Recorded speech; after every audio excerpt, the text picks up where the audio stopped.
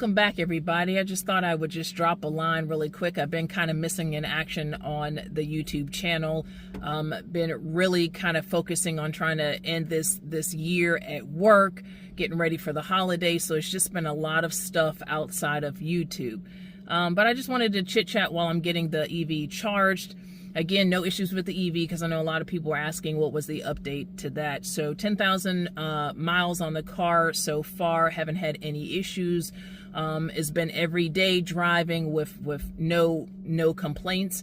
Only difference is the colder weather. You can see I'm bundled up. I look like the kid on the Fat Albert show, but it's bundled up because we had some snow. So of course, with the batteries and the colder temperatures, I'm here more often charging the car. But I guess I can't complain. It's doing what it's supposed to do, right? But I just wanted to come out here and just kind of chit-chat a little bit because I've been missing in action. But one of the things when I had been browsing through social media, it kind of seems like there has been a climate change, a shifting of I would say, opinions when it comes to Dodge and, you know, the inline-six. Where do we go here with the V8s? And, you know, even some of the OG gurus up here had opportunities driving the EV. And from what I'm seeing on their videos, they seem to like it. I think there's a place for all of these vehicles. I just want social media to be true. Whatever opinion you have, it's, you know, I am one of those people that at least say try the vehicles before you come up on social media bashing one way or the other. And I had to do the same thing when at first I started off talking about there's no place for EVs, and then actually sitting on one and owning one, it really made a difference where this is my everyday driver. But that being said, I wanted to come up here and just start a conversation because I fear that Dodge is going back in the same redundant actions as what got them in trouble previously. You know, when we're looking at the inline-six, of course, it's not a V8. It delivers about 500 some plus horsepower. If you're looking at the RT and you're looking at the Scat Pack, a little bit more than that. And they came out telling, I would say, partial truth. Came out here saying that these vehicles are going to be anywhere from $50,000, $55,000. So everybody was excited for this vehicle. Again, when you're looking at the vehicle, I'm not saying it's a bad vehicle. It's comparable to the BMW, you know, I would say. Even the sound, it sounds like a BMW, right? Those are people who are V8 lovers like myself.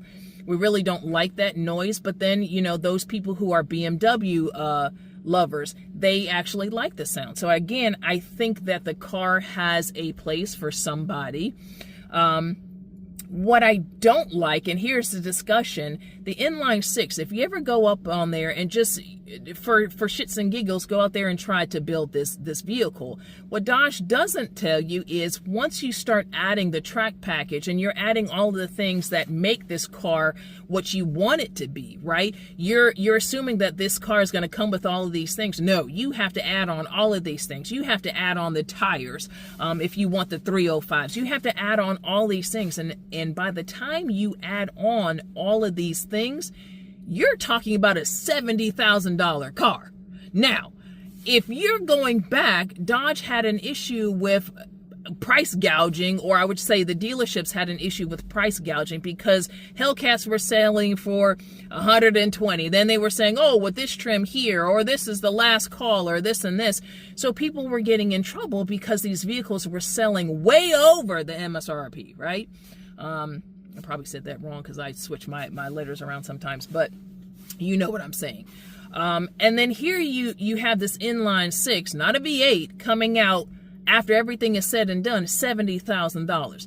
And I get frustrated with this company because you just seem to be trying to get out of the crap that you got in, but now you're seeming like you're going back in it. I just find it entertaining that you would go back in the crap that got you in trouble initially. So inline-six, again, 70-some thousand dollars, but then you see Dodge, if you go to their official site, they're kind of teasing you at the upcoming Hellcat. And car looks fantastic. I don't have any issues with the car, but here's my thing. So if you have an inline-six that's 70-some thousand, what the hell do you think that the Hellcat's going to come out being? Again, you're going to make this so high and expensive that people can't get into these vehicles.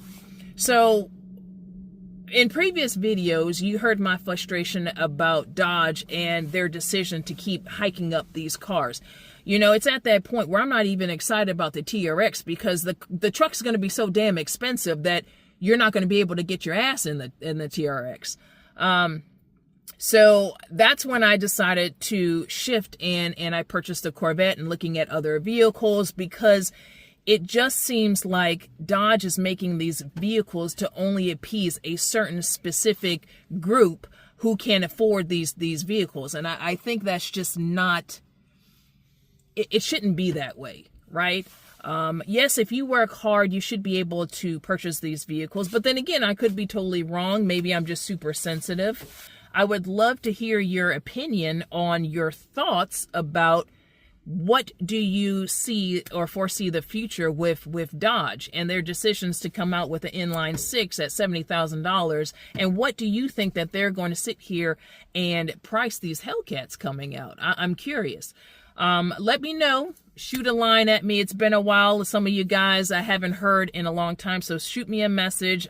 Just want to let you know that I am here floating around, just been busy with home life. I do plan on making some videos. I have some footage. I did take my Corvette to get dynoed. I will be giving you the numbers to that, so stay tuned for that. I also did put the full exhaust on my Corvette, and then I would also drop videos to tell you what I plan to do moving forward. So stay tuned for that, and I will talk to you in another video. Peace.